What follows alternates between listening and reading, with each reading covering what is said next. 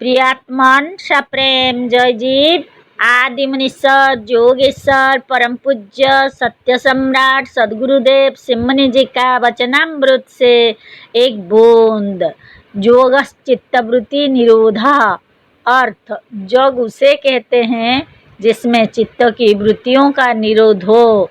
चित्त के रुकने से प्राण की क्रिया तथा शरीर की सब क्रियाएं आप से आप रुक जाती हैं। श्वास के रोकने की विधि जो हमने कही है वही है, दूसरी कदापि नहीं हो सकती। इसी प्रकार श्वास आप से आप रुक जाता है। प्रश्न, यदि इस प्रकार से श्वास रुकेगा तो जन्म भर के लिए रुक तो नहीं रह जाएगा? ऐसा ना हो कि इसी रुकने में परलोकवास हो जाए? उत्तर, नहीं, डरिए मत, इससे आपकी मृत्यु नहीं हो जाएगी। यद्यपि मृतक के समान इस प्राणायाम में भी शरीर की हर एक क्रियाएं बंद हो जाती है, जिस पर भी इसमें और मौत में बहुत भेद है। मौत के समय में प्राण और अपान दोनों अपने अपने स्थानों को छोड़कर एक दूसरे से दूर होने लगते हैं। इसी से मृत्यु काल में श्वास का वेग अधिक हो जाता है, जबकि मृत्यु काल में श्वास की गति 100 अंगुली से भी अधिक हो जाती है, तो उसका वेग क्यों ना बढ़ जाए? बिना वेग बढ़े वहाँ तक कैसे पहुँच सकता है?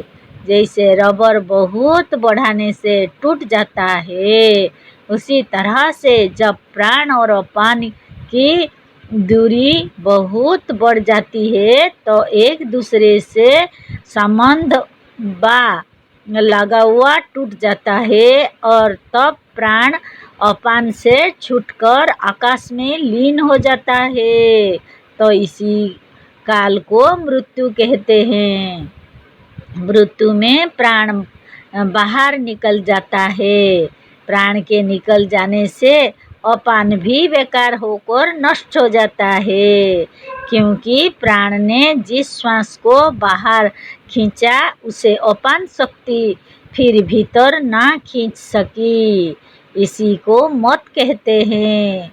प्राण और अपान जो एक दूसरे से दूर होने लगते हैं तो दुख बढ़ता जाता है, परंतु संध्या में ठीक इसके विरुद्ध जो प्राण और अपान आपस में मिलते हैं और निकट होने लगते हैं तो आनंद बढ़ता जाता है।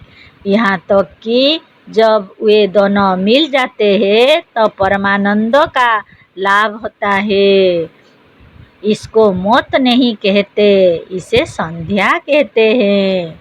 मृत्यु काल में प्राण शरीर से संबंध छोड़कर बाहर हो जाता है और वह फिर नहीं आता।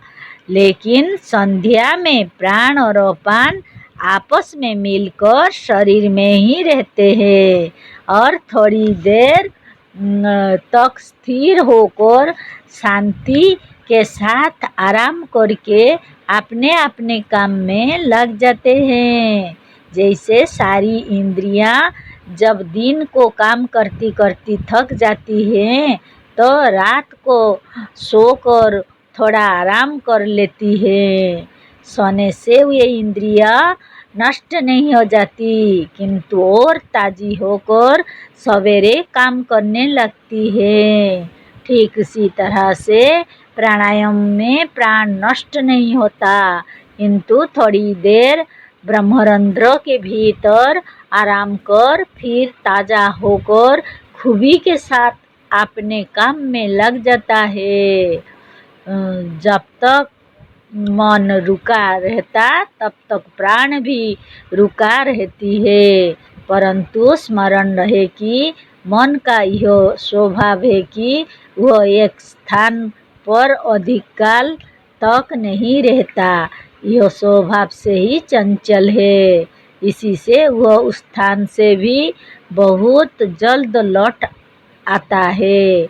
जब आप समझ गए होंगे कि इस संध्या में कोई मर नहीं सकता, इससे डरना कायरता है। इसका नाम वियोग नहीं है, इसका नाम योग है। इसका नाम दुख नहीं है, इसका नाम आनंद है। इसका नाम मृत्यु नहीं, इसका नाम जीवन है। शिव स्वरोदय में महादेव जी ने भी इसी प्रकार के प्राणायाम को संध्या कहा है। जय जीव।